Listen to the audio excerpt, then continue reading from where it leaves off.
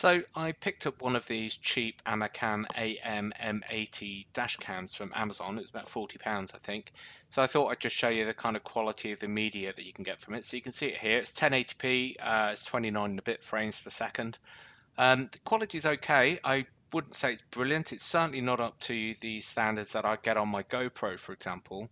And if I can, I'll link through to another video just to show you what the differences are there. But on the other hand, it's £40. It's unobtrusive. You can put it behind your rear view mirror and just leave it in. The other thing you need to think about, of course, is how you cable it in. There is a hardwire kit for it, but I haven't hardwired mine in yet. But what I will do is I'll show you how I've wired it in using the normal USB cable, because it's pretty easy to hide it behind the trim and do it in a way that's relatively tidy, without having to hardwire it if you're not confident in doing that. Now I am going to hardwire mine in. I just haven't had a chance to do it yet.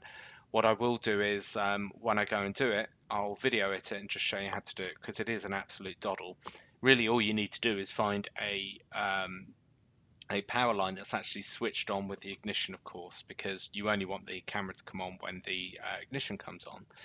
So anyway, this shows you the quality of it.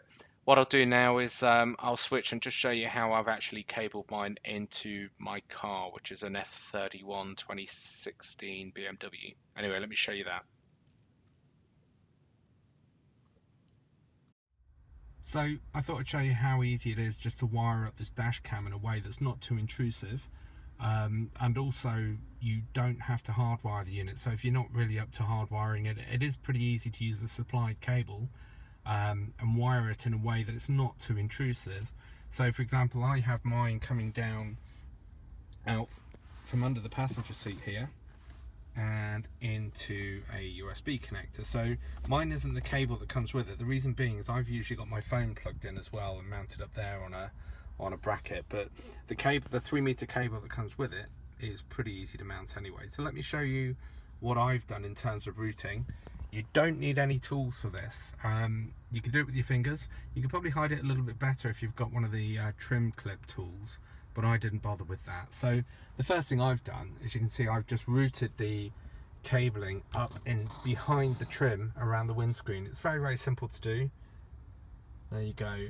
Now the place that it is exposed is when you jump from the windscreen round to the inside pillar. What I've done there is actually run it inside the rubber seal just around the door pillar. So you can see it right across the top there, all the way down the bottom.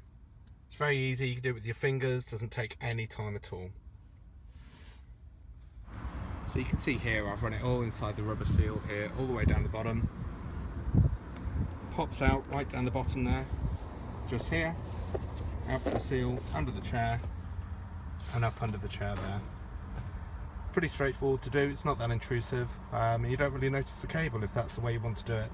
I am going to hardwire mine, so I'll show you how to do that in the next video. It is pretty easy.